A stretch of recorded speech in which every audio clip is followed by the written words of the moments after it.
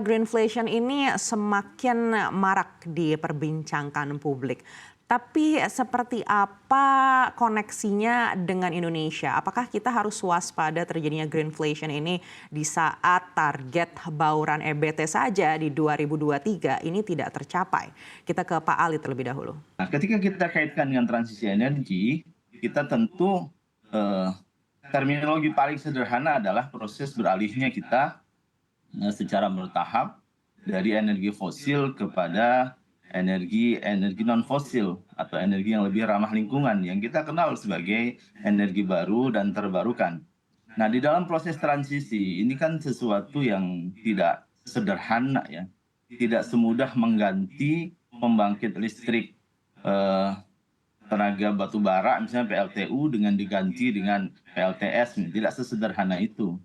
Karena ada proses-proses yang panjang, ada teknologi yang harus dilibatkan, ada supply chain yang harus dikaji, ada aspek keekonomian yang perlu dipertimbangkan, dan jangan lupa ada dampak baik secara langsung maupun tidak langsung terhadap kondisi ke depan. Salah satu dampak yang harus kita pertimbangkan dari transisi energi ini adalah yang kita kenal sebagai greenflation atau green inflation. Dan itu jarang dibahas oleh para ahli, jarang juga diperhatikan oleh pemerintah.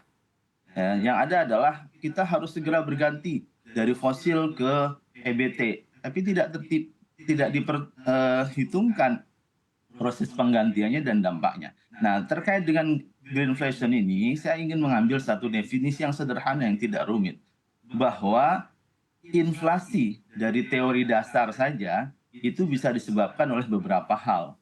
Mulai yang pertama adalah ketika terjadi perbedaan antara supply dan demand. Kita kan bicara modeling ekonomi, bicara modeling energi, kita pasti akan bicara supply dan demand. Ketika supply lebih kecil daripada demand, itu pasti terjadi kenaikan harga dan pasti terjadi inflasi. Bisa juga karena ada kebijakan. Mungkin supply-nya cukup, demand-nya cukup, terjadi proses natural di dalam aliran supply, di dalam supply chain. Akan tapi ada kebijakan tertentu yang menyebabkan terjadinya perubahan harga dan sehingga terjadi inflasi.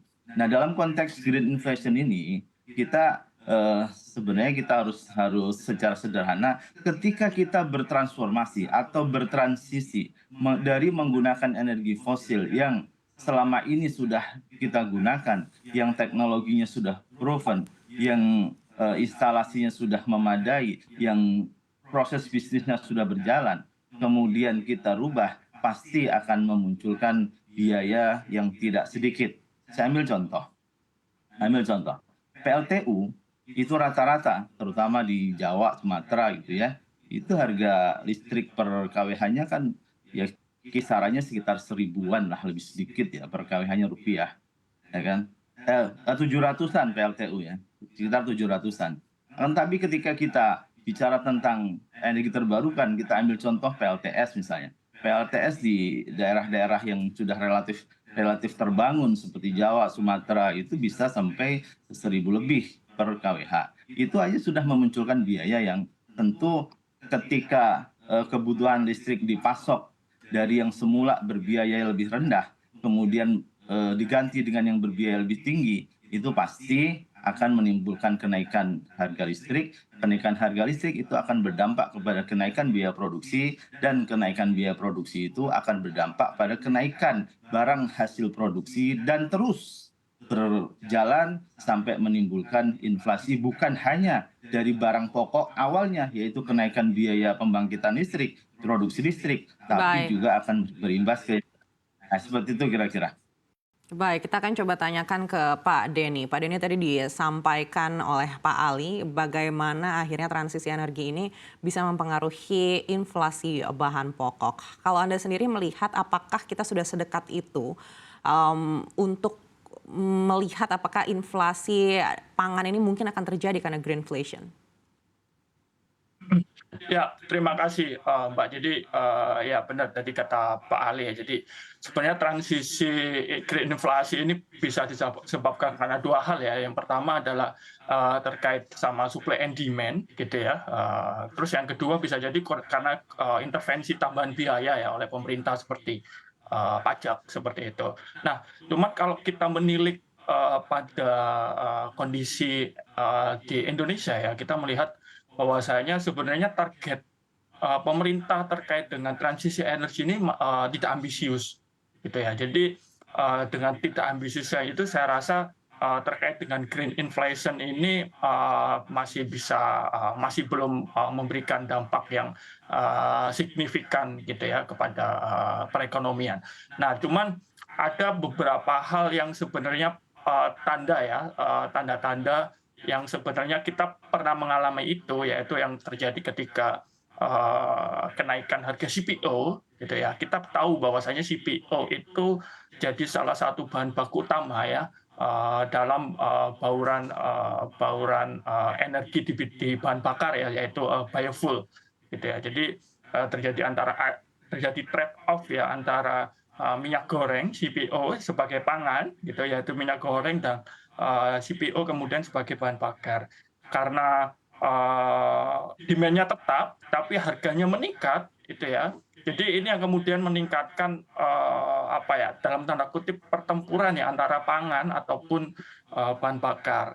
Nah, terkait bahan bakar, inflasinya bisa ditekan, gitu ya, karena ada subsidi di situ ya. Jadi harganya bisa ditahan ya oleh pemerintah, diatur pemerintah, tapi transmisinya ini ke arah pangan.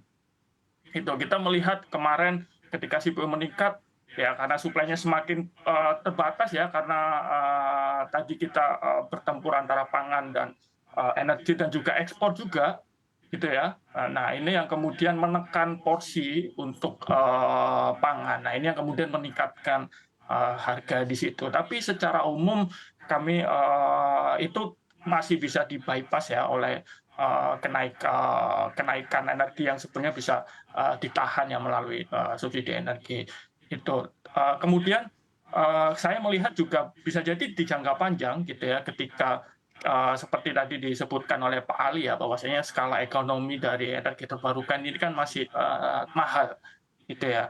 Nah, ketika ini terjadi shifting yang sangat signifikan di tengah skala ekonomi yang masih mahal ini, tentunya akan berdampak kepada harga konsumen pastinya ya, di-bypass ke situ. Sehingga tapi melihat dari sisi ini ketika pemerintah masih belum tidak ambisius, saya rasa green inflation dalam jangka yang akan datang masih belum terasa, kecuali yang di biofuel ataupun bioethanol ini bisa jadi karena transisinya juga ada di situ.